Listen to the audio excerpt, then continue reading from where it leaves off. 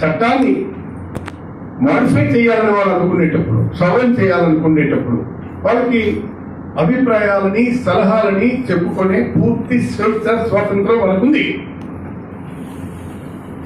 అది చెప్పుకోవచ్చు. అయితే అలాంటప్పుడు ప్రభుత్వానికి వాళ్ళు చెప్పొచ్చు, కాబట్టి ఇది సెలెక్ట్ కమిటీకి రిఫర్ చేయండి, లేదా శాసనసభకే మళ్ళీ రిఫర్ చేయండి, ఇందులో కొన్ని ఈ అభ్యంతరాలు ఉన్నాయి, లొసుగులు ఉన్నాయి, ఇవి మళ్ళీ రీఫ్రేమింగ్ చేసి బిల్లుని తిరిగి మనకు సబ్మిట్ చేయండి అని చెప్పే అధికారం ఎగువ సభకు ఉంది. అదైనా చేయాలి. లేదు సెలెక్ట్ కమిటీకి మీరు రిఫర్ చేయాలనుకునేటప్పుడు, మీరు సెలెక్ట్ కమిటీ అనేటప్పుడు సెలెక్ట్ కమిటీని ఫార్మ్ చేయాలి. ఆ సెలెక్ట్ కమిటీని మీరు ఫార్ములేట్ చేయకుండా సెలెక్ట్ కమిటీకి మేము రిఫర్ చేశాము అని న్యాయస్థానాల్ని తప్పుడు మార్గంలో వక్రీకరించే మాటలు ఎక్కడ చెప్పడం మంచిదిగా. ఎక్కడికి వచ్చి సెలెక్ట్ కమిటీ వేయలేదు, సెక్రటరీ గారి మీద యాక్షన్ తీసుకోండి అంటున్నారు. నేను అడుగుతున్నాను, సెలెక్ట్ కమిటీ మేము సెలెక్ట్ కమిటీకి రిఫర్ అయినప్పుడు, వాళ్ళు సెలెక్ట్ కమిటీకి రిఫర్ చేయాలనుకున్నప్పుడు జరగాల్సిన ప్రాసెస్ ప్రక్రియ ఏంటి? ఏదో చాలా మంది ఉన్నారు. సరే, మరి దాని మీద అయితే సెలెక్ట్ కమిటీకి ఇవ్వాలా వద్దా, వేయాలా వద్దా అనే దాని మీద చర్చ జరగాల. విస్తృత స్థాయి చర్చ, ప్రతి ఇండివిజువల్ అవసరం అనుకుంటే కౌన్సిల్లో ఉన్న ప్రతి కౌన్సిల్ మెంబర్ తాలూకు అభిప్రాయాన్ని తీసుకోవాలి. సెలెక్ట్ కమిటీ వేసే దాంట్లోనే వాళ్ళ ఒపీనియన్ తీసుకోవాలి. రైట్? మెజారిటీ సభ్యులు కానీ సెలెక్ట్ కమిటీ అవసరం లేదు, ఈ బిల్లు ఓకే అంటే అలా పంపించండి. లేదనుకుంటే ఈ బిల్లును కొద్దిగా సవరణ చేయండి, అసెంబ్లీకి తిరిగి పంపించండి అంటే అలా పంపించడం. అలా కాకుండా మీరు ఇవాళ ఏం చేశారు? చర్చించలేదు. సెలెక్ట్ కమిటీ వెయ్యాలా ఉంటారు. చర్చించకపోవడమే కాకుండా చర్చ జరగాలి. చర్చ మీద అప్పుడు కూడా చర్చ జరిగిన తర్వాత ఉభయకి ఏకీభావం రానప్పుడు ఓటింగ్ డివిజన్ ప్రెస్ చేయాలి. This is the process. Out of my vast experience as a legislator and council తాలూకా ప్రొసీడింగ్స్ మీద ఎంతో కొంత అవగాహన ఉన్న వ్యక్తిగా నేనేమనుకుంటున్నానంటే, అది సెలెక్ట్ కమిటీ మీద చర్చ జరిగి ఏకీభావం అప్పటికీ రానప్పుడు ఫస్ట్ ఆప్షన్ ఏమిటంటే శాసనసభకి తిరిగి రిఫర్ చేయడం, ఇది సవరించి పంపించాలి. లేదంటారా సెలెక్ట్ కమిటీ వెయ్యాలి అని మీరు అనుకుంటా, దాని మీద కాదనుకున్నా ఓటింగ్ జరపండి, డివిజన్ ప్రెస్ చేసి మెజారిటీ ఏదైతే సెలెక్ట్ కమిటీ వేయాలి అనే దానికి వస్తే ఖచ్చితంగా సెలెక్ట్ కమిటీ వేయాలి. దానికి ఎక్కువ ఒపీనియన్ ఏం లేదు. అయితే నేను ఆ రోజు జరిగినటువంటిది, నేను what I found happens in the floor of August council house, నేను చూస్తే చైర్మన్ గారు మేము సెలెక్ట్ కమిటీకి రిఫర్ చేస్తున్నాము అభివృద్ధిగా లేచి వెళ్ళిపోయాను. సెలెక్ట్ కమిటీ ఉంటే మీరు రిఫర్ చేస్తారు. సెలెక్ట్ కమిటీయే లేకుండా మీరు ఏ సెలెక్ట్ కమిటీకి రిఫర్ చేస్తారు? నేను అడుగుతున్నటువంటిది అదే. ఇక రెండోది, ఈ సెలెక్ట్ కమిటీ అనేటువంటిది మీరు ఎప్పుడైతే ఫామ్ కాలేదో, రైట్, మీరు దీని మీదను సెలెక్ట్ కమిటీ ఫార్మ్ కాలేదన్నటువంటిది ఒపీనియన్కి రావాలి. అది కాకుండా మీరు కోర్టులో ఒక వాదన వినిపించి ఇక్కడ ఇంకోటి మాట్లాడుతున్నారు. నేను అడుగుతున్నాను, ఆ పార్టీ నాయకులు చంద్రబాబు నాయుడు గారు అసెంబ్లీలో ఇంతసేపు డిస్కషన్ నడిచింది. సుమారు 3 బెంచెస్ ప్రతిపక్ష నాయకులు కలిపి 11 గంటల కాలం పైసలకు దీని మీద చర్చ జరిగింది. చర్చ జరిగినప్పుడు శాసనసభలో దీన్ని సెలెక్ట్ కమిటీకి రిఫర్ చేయండి అని సభానాయకుడిగా ఆయన చెప్పకుండా కౌన్సిల్లో రిఫర్ చేయండి అని ఆటోలో ఏంటి అర్థం ఏంటి? ఎవరిని పక్కదారి పెట్టించడానికి?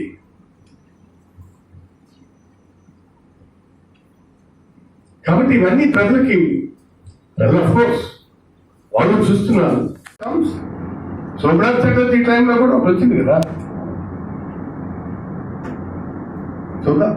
ఇప్పుడు తొందరపడి మనం నేనేమంటున్నా అంటే నేనేం మాట్లాడినా తొందరపడి మాట్లాడినట్టుకుంటాను.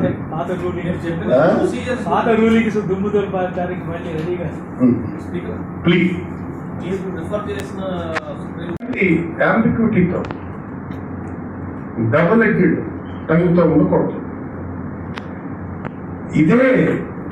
ఇదే రామకృష్ణ గారు 1997 అనుకుంటాను నేను 97 he has given a ruling. ఆయన ఏం చేపలింగ్ శాసనసభ ప్రొసీడింగ్స్ లో న్యాయస్థానాలకి జోక్యం చేసుకునే హక్కు లేదు.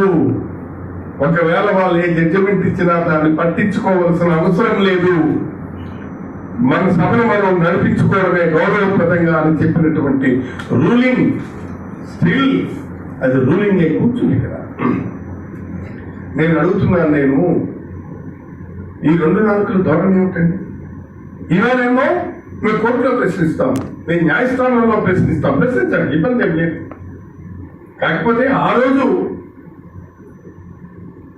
మీరు సభాపతిగా ఉన్నప్పుడు మీకు ఒక న్యాయం, ప్రభుత్వంలో ఉన్నప్పుడు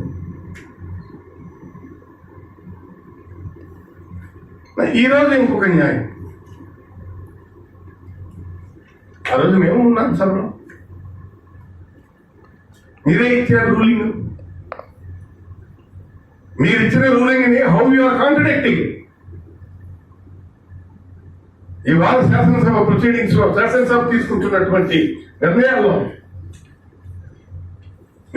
మేము కోర్టుకు వెళ్తాం వెళ్ళండి. ఈ దేశంలో ఉన్నటువంటి ప్రతి పౌరుడు న్యాయస్థానానికి అప్రోచ్ అయ్యే హక్కు వారిది, ఫండమెంటల్ రైట్స్, ఇండియన్ కాన్స్టిట్యూషన్. వెళ్ళొచ్చు, వెళ్ళండి, మేము కాదంటాం. బట్ మీరు ఇచ్చిన రూలింగ్ కి ముందు మీరు సమాధానం చెప్పండి.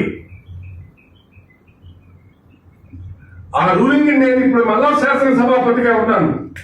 మనకి majority of the proceedings house తాలూకా విధానం కన్వెన్షన్స్ తో నిర్ణయం.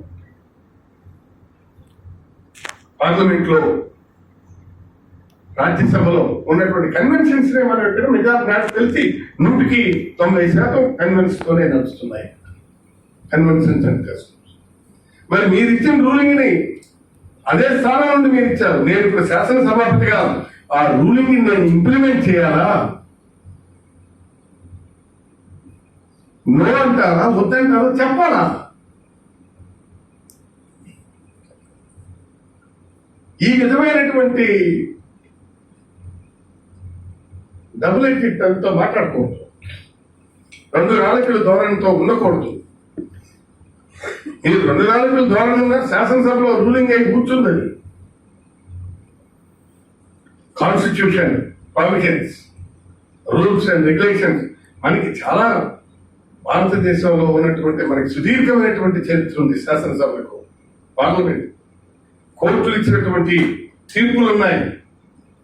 సుప్రీంకోర్టు చెప్పింది నిన్న ఈ రోజు కాకుండా నిన్న union government has categorically made it very clear. కోర్టులకి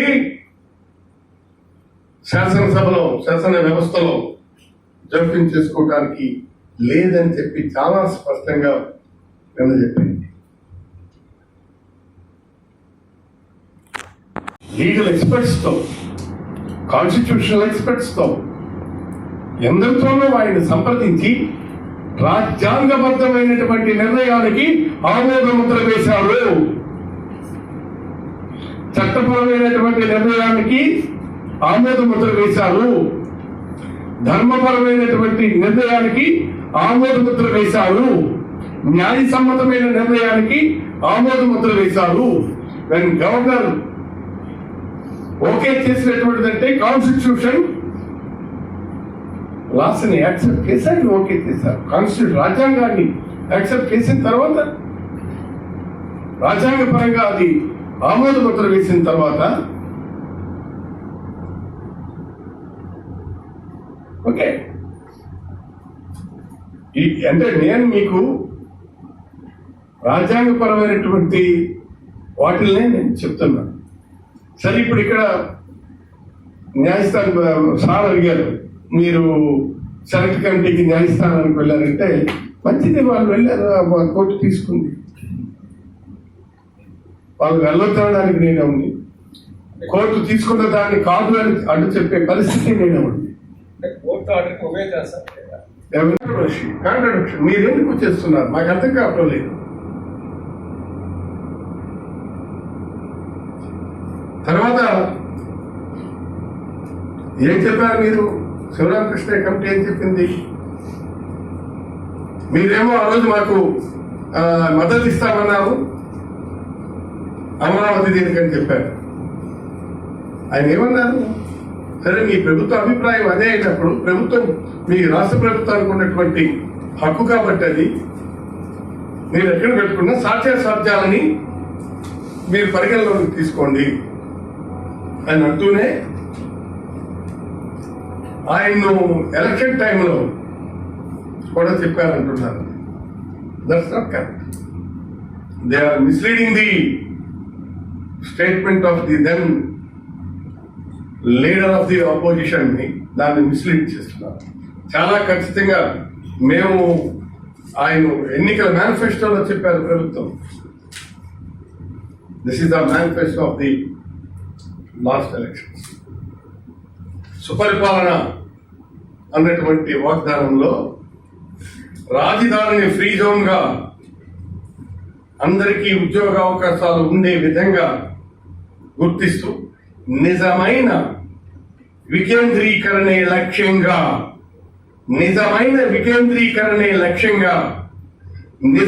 వికేంద్రీకరణే లక్ష్యంగా రాష్ట్రంలోని 3 ప్రాంతాలను సమగ్రంగా అభివృద్ధి చేస్తాము. This is the election manifesto. దీన్ని కాదని కదా ఇన్ని వాస్తవాలని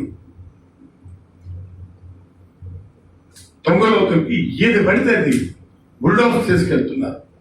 రూల్స్ లేవు, రెగ్యులేషన్స్ లేదు, కాన్స్టిట్యూషన్ లేదు.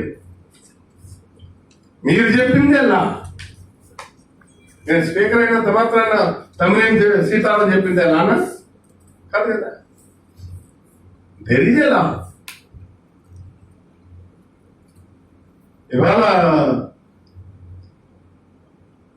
ఏది మనకి ఈ లాయర్స్ దగ్గరికి వచ్చేప్పటికీ చాలా మంది పర్ఫెక్ట్ గా పాయింట్ లేని అసలు మాట్లాడేవారు. వారు చెప్తారు, ఆయన కూడా రామకృష్ణ గారు కూడా న్యాయవాది, వారు చెప్తున్నటువంటిది కూడా మేము చూస్తున్నాం. ఆయన ఇచ్చిన రూలింగ్స్ చూస్తున్నాం, సుప్రీంకోర్టు ఇచ్చిన రూలింగ్స్ చూస్తున్నాం. ఈ దేశంలో అనేకమైనటువంటి జడ్జిమెంట్స్ వచ్చాయి. న్యాయస్థానాలకి, శాసన వ్యవస్థకు, న్యాయస్థానానికి, పౌర వ్యవస్థకు చాలా విషయాల్లో వచ్చాయి. అలాంటి సందర్భాల్లో కోర్టులు చారిత్రాత్మకమైనటువంటి తీర్పులు చెప్పినటువంటి సందర్భాలు ప్రీసిడెంట్స్ గా మన ముందున్నాయి.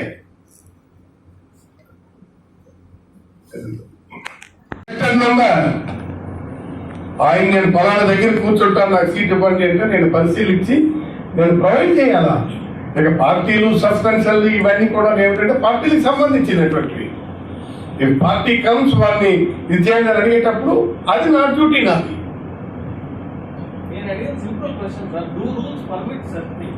నాది నో రూల్స్ ఇక్కడ ఆయన ఎలక్ట్ అయి శాసనసభకు వచ్చిన సభ్యుడు ఏ రూల్ ఆయన అడ్డు పెడతాది?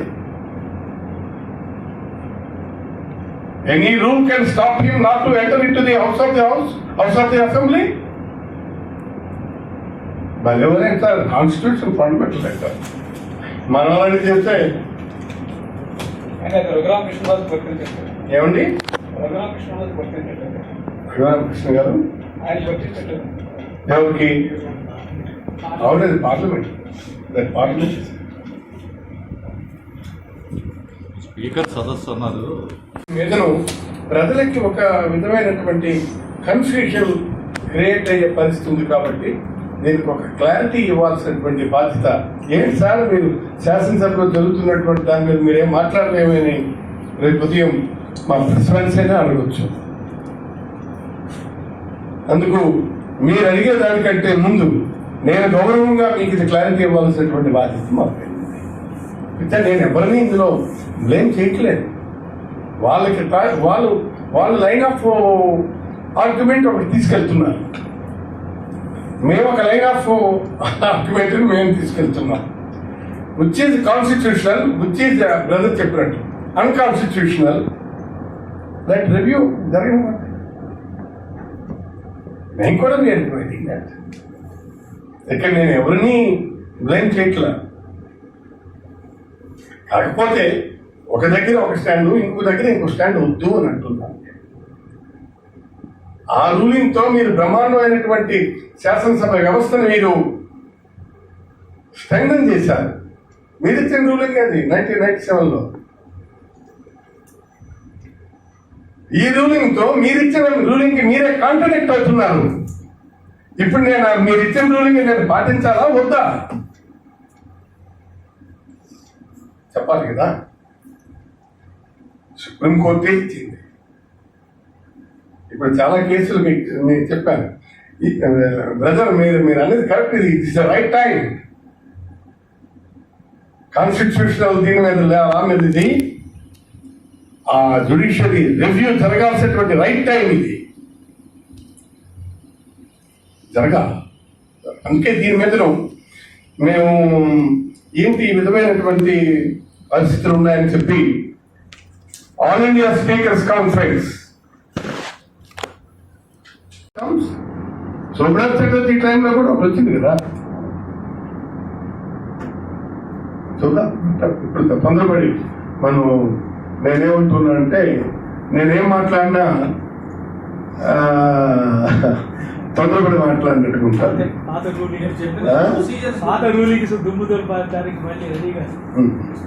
ప్లీజ్